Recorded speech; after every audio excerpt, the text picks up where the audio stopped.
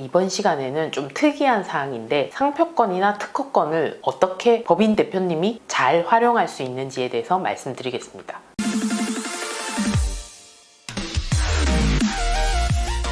상표권은 어렵게 생각하실 게 없는 게, 우리가 학원을 한다고 치더라도 땡땡땡 학원 이렇게 할 때 앞부분에 뭔가 로고를 집어넣고 상호를 해서 나의 심볼을 만드는 경우가 있습니다.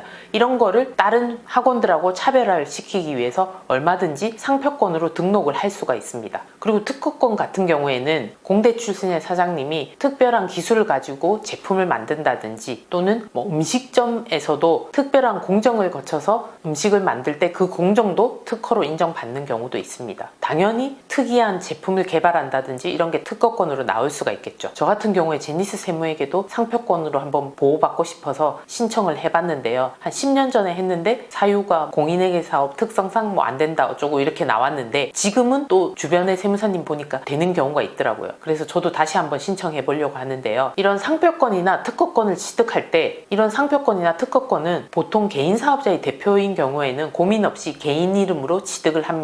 본인의 돈을 내고 취득을 하게 되겠죠. 근데 법인 사업자인 경우에는 대표님들이 세무대리인과 상담을 안 하시고 그냥 내 돈 내기 아까우니까, 또는 법인이니까 당연히 법인 돈을 내야지 하면서 법인 명의로 취득을 합니다. 돈을 법인 돈으로 내니까요. 이런 경우 직원이 특허 기술 개발하는데 아이디어를 내서 특허권을 취득하는 경우에는 법인 명의로 많이 취득을 합니다. 직원한테 포상금 이런 거를 지급하고요. 그렇지만 대표님의 경우에는 다시 한번 생각을 해보셔야 됩니다. 꼭 세무대리인과 상담을 하시는 게 좋은 게, 법인으로 취득했을 때랑 개인 대표님이 취득했을 때가 차이가 있습니다. 어떤 차이가 있냐면, 우리가 법인을 할 때 법인 대표 입장에서 월급을 가져오는 거 외에는 돈을 가져오는 방법이 사실 쉽지가 않습니다. 배당으로 가져온다든지 나중에 퇴직금으로 가져간다든지 여러 가지 방법을 고민을 많이 하죠. 그런 고민하는 방법 중에 하나가 이런 특허권, 상표권, 무형자산이 될 수 있습니다. 대표님이 열심히 공부를 해서 만들어낸 기술을 특허권 내는데 몇백만 원 드는 게 아까워서 법인 이름으로 취득하는 거는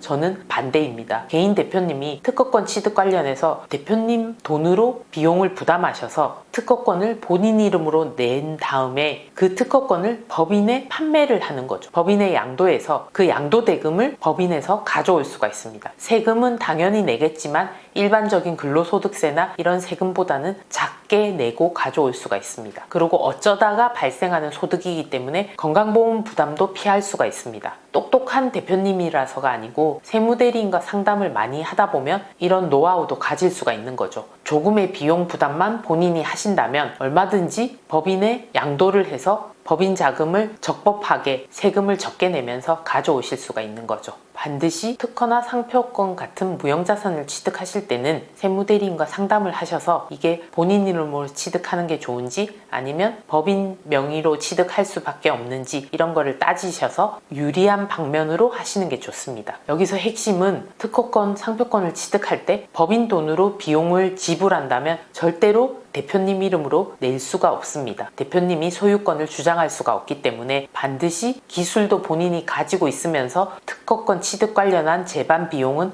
본인이 부담하시는 것을 꼭 잊지 마셨으면 합니다. 오늘은 무형자산 취득에 대해서 간단하게 말씀드렸습니다.